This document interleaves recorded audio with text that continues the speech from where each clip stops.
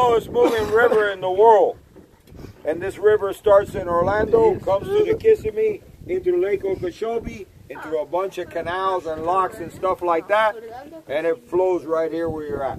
It goes 50 to 60 miles that way into Key Largo, 70 to 80 miles that way into the Gulf of Mexico. So that river will end up in salt water.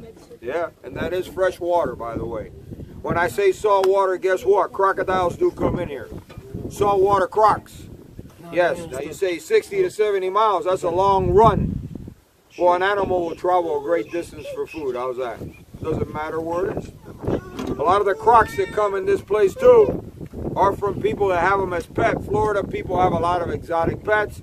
They have a little alligator, a little crocodile. They don't want it anymore. It starts to get big, and it winds up in here too. So let me tell you why the river is so slow. Because of this grass, all right? This grass is the most important thing to the Everglades. This grass is called sawgrass. And the reason it's called sawgrass is because it's very sharp. You go one way like that, you're good, but if you come down, feel how sharp it is. Razor sharp. Some of them are sharper than the other. Feel that grass, how sharp it is. Going down, it gets sharp. Coming down is where it's going to cut you. Yes. So that grass acts as a big filter. It's like a big filter to the Everglades. And it slows the river down. It also feeds a lot of animals. And a lot of animals can hide in that grass too so they don't get eaten. Such as a small alligator can hide in there so a big alligator doesn't eat them. And yes, alligators do eat alligators. Of course they do. So let's talk a little bit more about this place. Those alligators, huh? Just because we don't see them, they're here. You don't believe me? Jump in the water. They'll find you very quickly. The reason we're not seeing the alligators out here today, number one, overcast, they like the sun. They're cold-blooded animals. The water's warmer than the air.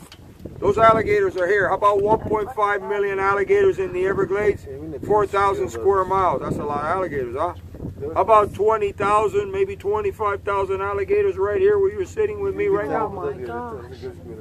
Yeah, a lot of them. How do I know if there's an alligator here? Very simple. When an alligator is underwater and he can stay there for 11 hours without coming up, when he starts to move in the mud, little bubbles come up, and that is an indication that the alligator is there. Another way is you see the plants moving around, another indication that the alligator is there too. So what I'm trying to say that there could be an alligator anywhere around us here right now and we don't even know it. Maybe not under the boat, but there could be an alligator right there. There could be an alligator over there. Anywhere around that water right there. Yes. So another thing that's here is snakes. You guys like snakes? Who likes snakes? You like snakes? You like snakes? No, you don't like them? I don't like them either. Anybody else like the snakes? No? I noticed that women on these boats, they all like the snakes when I say snakes, man. I'm not a snake fan, all right? I work in a snake environment. You put a snake next to me and I go, whoa, get it away from me, all right? So there's 24 different kinds of snakes here. 24 is a lot. Yeah, that's another airport that I hear out there, yeah. Poisonous? 24 different snakes. There's 17 that like the water. What do you see out there? A flying helicopter? Yeah, I see some plane up there. Yeah, you got good eyes. Look at that plane. Yeah, I see what he's looking at there. Anyways, out of all those snakes out here, there's 4 snakes here that if they bite you, guess what? You're going to die. Yes, and I'm going to name them for you. The pygmy rattlesnake, the diamondback, the cottonmouth, and the deadliest snake here is called a coral snake. You guys ever seen a coral snake? No. It's red, black, yellow, gorgeous colors on that snake. Yeah. It's about this big, not very big, and if it bites you out here, guess what? Bye-bye. 24 hours, the venom will come up your legs into your heart, and then you're just going to lean over like a palm tree in the water right there like that. And guess who's coming to your funeral? Alligators and crocodiles, and I will guarantee it. Yes, they'll find you very quickly. So there's another snake out here that doesn't belong here. You guys ever heard of a python? Piton? Yeah. Yeah, well, they caught one here that was 15 feet long, almost 250 pounds. Let me tell you something about that snake. That is a dangerous snake, guys. That snake could swallow you whole. I don't want to scare you. It could take your whole body in its body and swallow you completely. It could swallow a deer, a boar, a rabbit, not a problem at all. It could even swallow a small alligator 5 to 6 feet. So the good thing about the snake, that if it's here right now, and it could be here anywhere right here where we're at right now, she's not going to come aboard the boat. But if that snake sees you out here walking the Everglades or exploring one of those islands and decides to eat you, she will try to eat you completely. First she strangles you and gets you all tied up, and then once she locks in on you like this, that head starts to widen out like that, and she could take that whole body down completely. More dangerous than an alligator, guys. More dangerous than a crocodile. The snake doesn't belong here. It's an invasive snake. You know, I got here, somebody decided to throw one in here. They didn't want it anymore. And then they threw another one and they breed it. And now we have a population of 150,000 of these things out here. Yes. And they eat all the animals. Not a good snake for the Everglades. And they can't stop them. The only thing they're doing is they got bounty hunters on them for $50 a foot. They kill these snakes. I've been with these guys killing these snakes. I don't like going in the water with a 14-foot snake or a 10-foot snake. Guys go in the water and they shoot them, or they grab them by the neck and they turn them in and they get their reward. So the snake is just terrible for the Everglades, all right, guys? And I think there's always going to be a lot of them out here, because 150,000 snakes is a lot of snakes, guys. So now I'm going to tell you, if you have a question for me about this place, go ahead and I'll be more than happy to answer a couple of your questions. Anybody have a questions for me? The hurricane Andrew, Yes. happened, That was part. wildlife escaped from the zoo or something, yes, right? okay, and that was another way. That's a good point. That's another way that python got in here. There was a breeder of pythons out here when that hurricane came that the gentleman said right here. A lot of them escaped and they winded up in the Everglades too. Yes, animals everywhere. Yes, all kinds of wild stuff running around here and inside people's yard and everything. Yes. They show on the TV, Miami Airport, they say Yep. people come from South Yep. America, they bring some exotic animals, they run away. And Yep. And I lived there for a long time, and I was here for Hurricane Andrew. Yeah, a lot of wild. I didn't see any animals where I lived, but there was a lot of animals, especially to the south, close to the zoo area too. How deep is the Right water now, here? we got about 2.5 feet of water here. And the water is actually going down, and I'm happy to see it, because after the hurricane we just had, Irma, the water was up to 3 feet.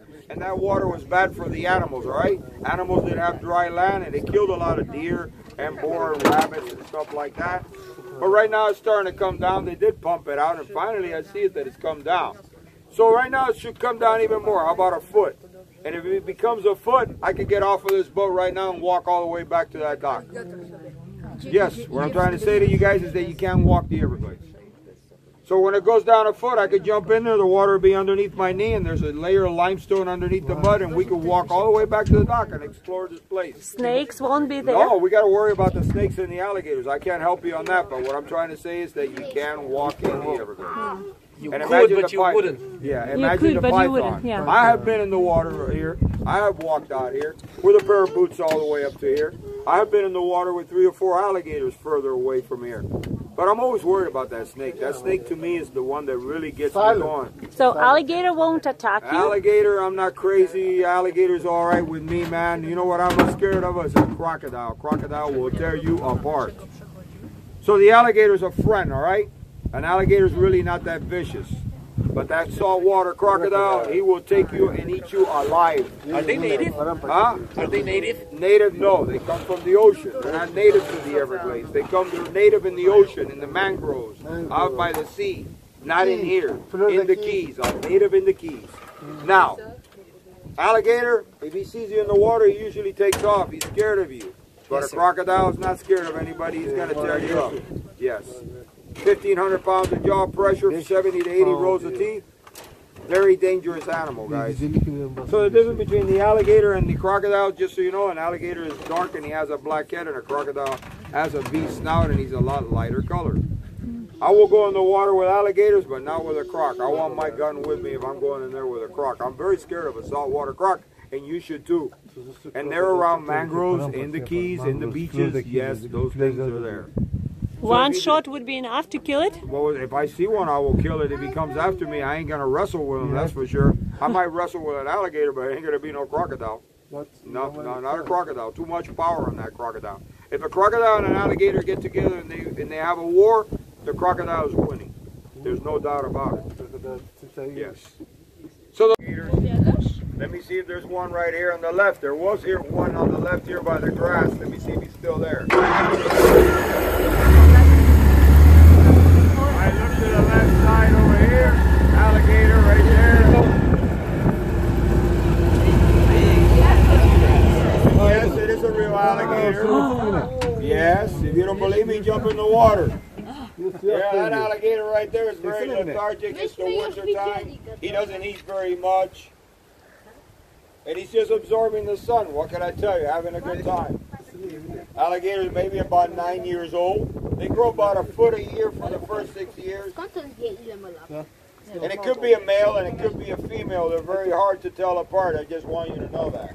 I'm going to say, and we're going to look for more alligators, me and you around here. But look, these lilies that you see in the water are called spatterdock lily, the yellow flower. The turtles love to eat them.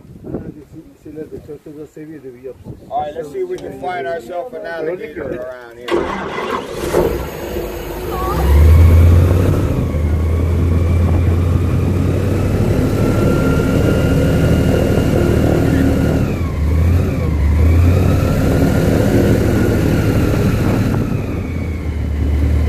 Alligators don't like overcast days. They like the sun. They want to warm up. On a real cold day, they stay in the water. The water's a lot warmer than the air.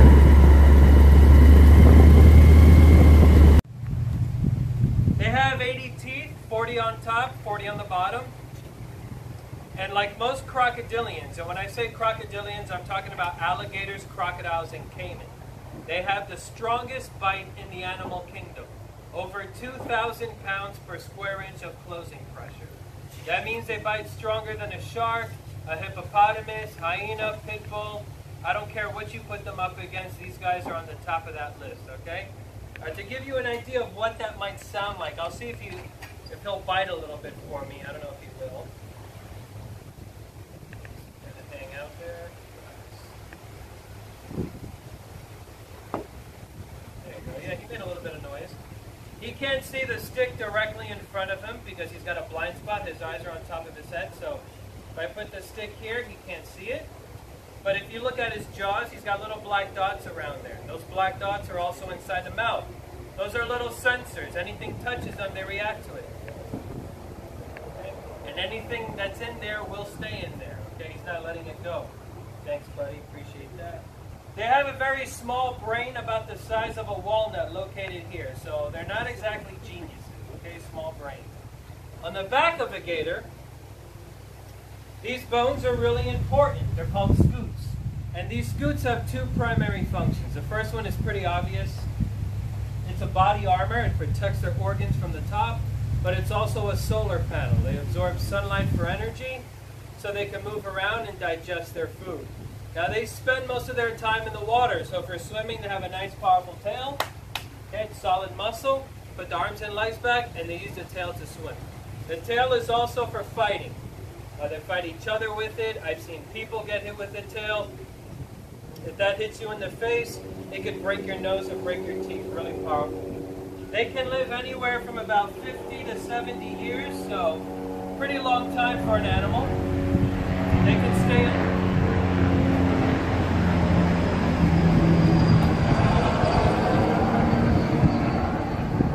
stay underwater for about an hour.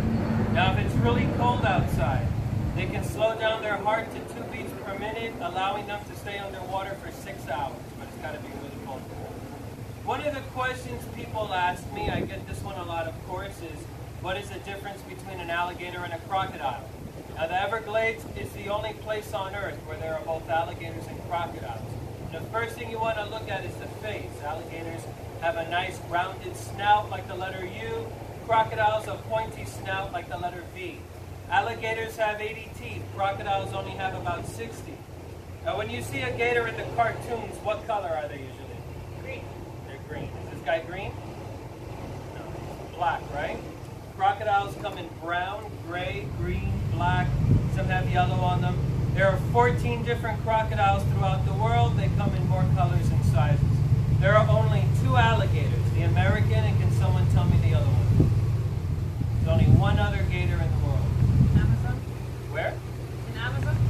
Those are caiman.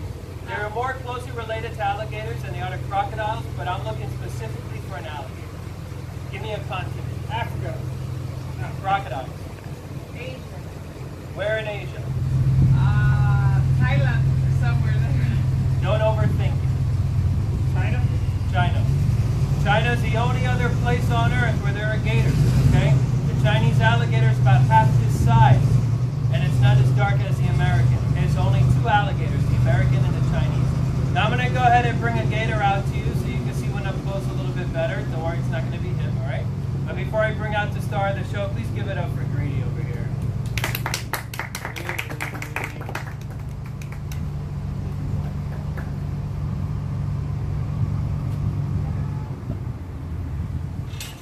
He's 2 years old. When he hatched out of the egg, he could fit completely into the palm of my hand. When they're that small, they're very soft and they're vulnerable. Everything will eat them. Larger fish will get to them. Birds, snakes, male alligators that are not their father. Even ants will eat them. At this size, he's not too worried about ants or anything like that. When they get to be Greedy size, he doesn't really worry about anything. They become the king or queen of the Everglades, the apex predator, the top predator. He hatches with all 80 of his teeth, plus an extra tooth that helped him poke through the egg, okay? See if he wants to open up for me a little bit, does he? Yeah, there we go. Okay. 80 teeth right in there, okay? They don't always have all their teeth. They'll eat turtles. They'll eat bones. If they eat a turtle, they may lose a few teeth. That's okay, they grow them back. They can go through up to 3,000 teeth in a lifetime. And they'll stop growing new teeth at around age 50. So that's pretty cool. I wish we could do that. That'd be cheaper that way, right? Yeah. We give people an opportunity to hold the little guy here and take a picture with him. If you want to hold little Snappy, it's just a small donation of $3. I'll wait for you right outside here. If you don't want to do that, walk around the park and check out the rest of the animals. If you decide to hold him, it's easy. Under his armpit, under his tail, like he's resting in the water. I know he's cute and adorable. Just don't put him up to your face and hug him, kiss him, or bite him, or do any of those Instagram poses. Just hold him like this. Don't touch his face or anything. If he decides to move, let him move. It just means he's alive, okay? Don't freak out and throw him at me or throw him on the floor or anything like that. It's happened. He's really good. Little kids hold him. It's not a big deal, folks, all right? And plus, This is your bag, does he?